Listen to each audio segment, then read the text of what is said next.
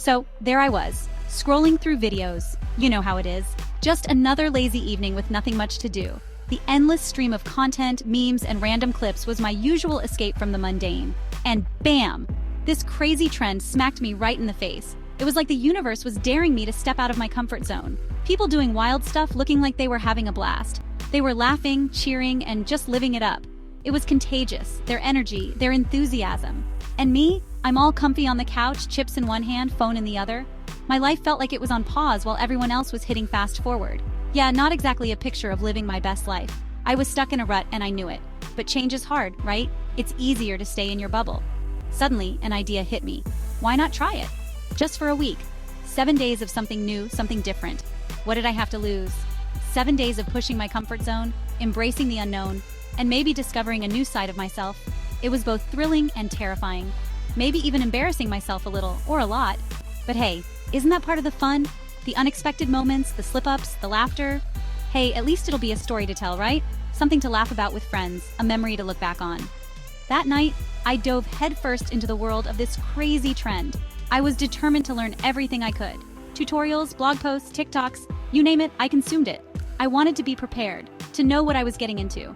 By bedtime, I was a tangled mess of excitement and terror. My mind was racing with possibilities, both good and bad. What had I gotten myself into? The next morning, I woke up with a mix of determination and doubt. Could I really do this? Would I stick to it or would I give up halfway? Only time would tell. I decided to document my journey, to capture every moment, every high and low. It would be my way of holding myself accountable. I marked the dates on my calendar, 7 days of adventure, 7 days of stepping out of my comfort zone. It was official now, no backing out. I gathered everything I needed, from gear to guides.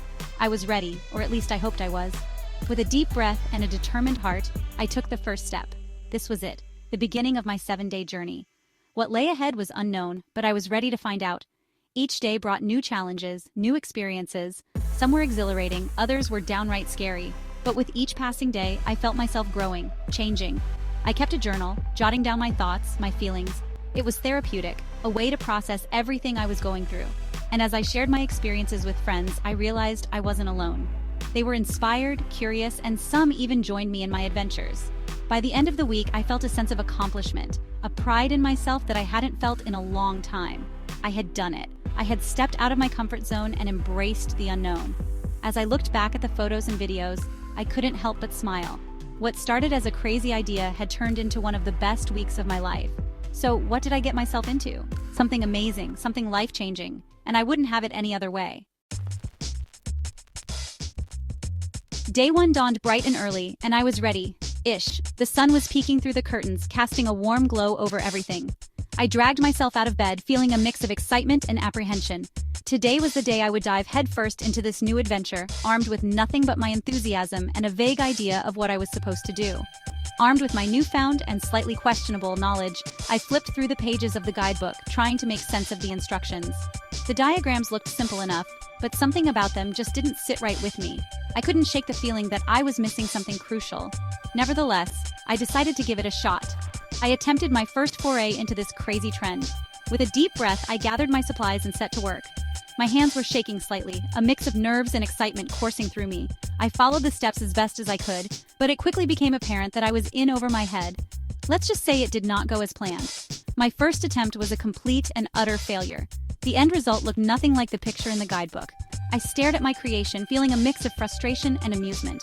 How could something that seemed so simple go so horribly wrong? Imagine this, a funny and relatable situation from my first attempt. Picture me tripping over my own feet, knocking over a stack of supplies, and creating a mess that would take hours to clean up. It was like a scene straight out of a comedy movie. I couldn't help but laugh at the absurdity of it all. Yeah, it was a disaster. I facepalmed, shaking my head in disbelief at the chaos I had created. My workspace was a mess, and I was left wondering if I was cut out for this at all. But despite the setbacks, I couldn't deny that there was a certain thrill in the challenge. I felt like a fish out of water, flopping around with zero grace. Every movement felt awkward and uncoordinated, and I couldn't seem to get the hang of it. It was as if my body was rebelling against me, refusing to cooperate with my intentions. But I was determined to keep going, no matter how clumsy I felt. But hey, at least I was laughing, right? Despite the numerous failures and the mounting frustration, I found myself chuckling at my own ineptitude. There was something oddly liberating about embracing my mistakes and finding humor in the situation. It reminded me that it was okay to not be perfect, to stumble and fall along the way. Day 2 wasn't much better. I woke up with renewed determination, ready to tackle the challenge once more. But as the day progressed, it became clear that my struggles were far from over. More fumbles, more awkward moments, more questioning my life choices. I found myself fumbling with the tools, making the same mistakes over and over again. Each misstep made me question why I had decided to embark on this journey in the first place. Was it worth all the frustration and effort? But amidst the chaos, something interesting happened. In the midst of my struggles, I stumbled upon a small revelation. It was a tiny adjustment, a minor tweak that made a world of difference. It was like a light bulb moment, and suddenly, things started to make a bit more sense. I stumbled upon a little trick, a tiny adjustment that made a world of difference. With this newfound insight, I made the necessary changes and watched as my efforts began to yield better results. It wasn't perfect, but it was a step in the right direction. I felt a sense of accomplishment no matter how small. It wasn't perfect, but it was progress. Each small victory fueled my determination to keep going. I celebrated the little wins, knowing that they were stepping stones towards mastering this new skill. The journey was far from over, but I was learning to appreciate the process with all its ups and downs. Days 3 and 4 were a blur of determination and frustration. I woke up each morning with a renewed sense of purpose, determined to conquer this challenge. But as the hours ticked by, my resolve was tested. Every mistake felt like a step backward, and every small success seemed fleeting. The weight of my own expectations bore down on me, making each practice session feel like a battle. I practiced every chance I got, even resorting to hiding in my bathroom to avoid judgment.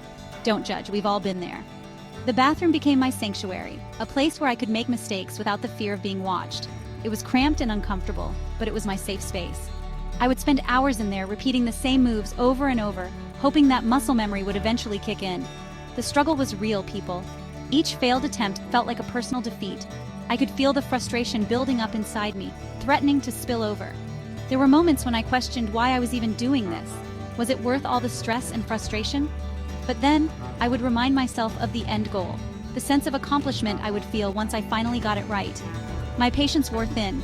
I may have thrown a pillow or two, okay, maybe more than two, but I refused to give up. Each pillow toss was a release of pent-up frustration, a way to vent my feelings without giving up on the task at hand.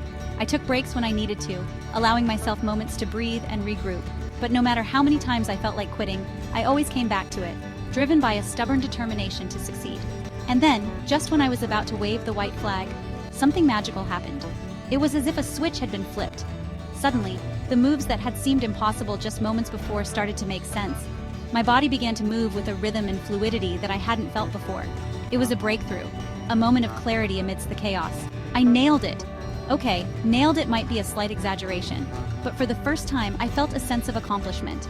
It wasn't perfect, but it was progress. And in that moment, progress felt like victory. I allowed myself a small celebration, a modest victory gesture to acknowledge how far I had come.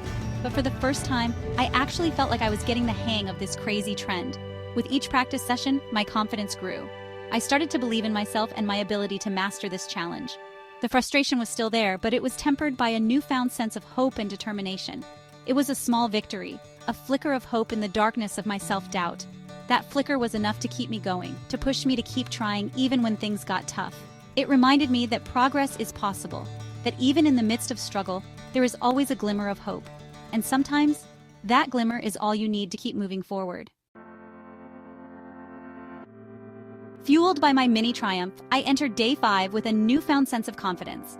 I practiced in front of the mirror, I filmed myself, and cringed, then laughed. I even subjected my poor, unsuspecting roommate to my newfound skills. And you know what? It wasn't half bad. In fact, it was kind of fun.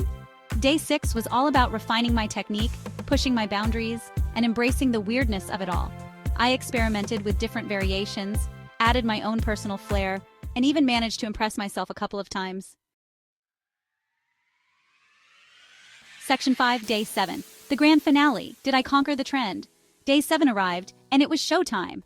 I decided to mark the occasion by sharing my journey with the world, or at least my Instagram followers. With a mix of nerves and excitement, I hit post and braced myself for the reactions. The response was overwhelmingly positive. People were impressed, amused, and even inspired. So, did I conquer crazy trend? Well, that depends on your definition of conquer. Did I become a master? Absolutely not. But did I step outside my comfort zone, laugh at myself, and discover a hidden talent, or at least a talent for looking ridiculous? You bet I did. Section 6. The Aftermath, Reflections on a Week of Crazy Trend. Looking back, I'm amazed by how much can change in just 7 days. What started as a whim, a silly challenge, turned into a journey of self-discovery and unexpected growth. I learned that sometimes the most rewarding experiences come from embracing the unknown, even, and maybe especially when it scares the pants off you. Sure, there were moments of frustration, self-doubt, and the occasional desire to crawl under a rock and never come out. But there were also moments of pure joy, laughter, and a sense of accomplishment that I hadn't felt in a long time. Section 7. What I learned. It's not just about the trend, it's about the journey. The truth is, Crazy Trend wasn't really about Crazy Trend at all.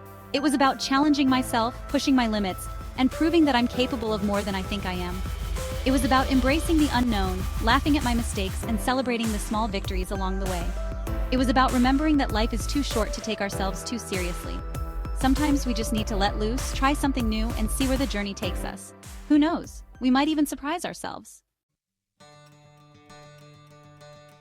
Section 8. Your turn. Embrace the crazy and try something new. So what are you waiting for? What's your crazy trend?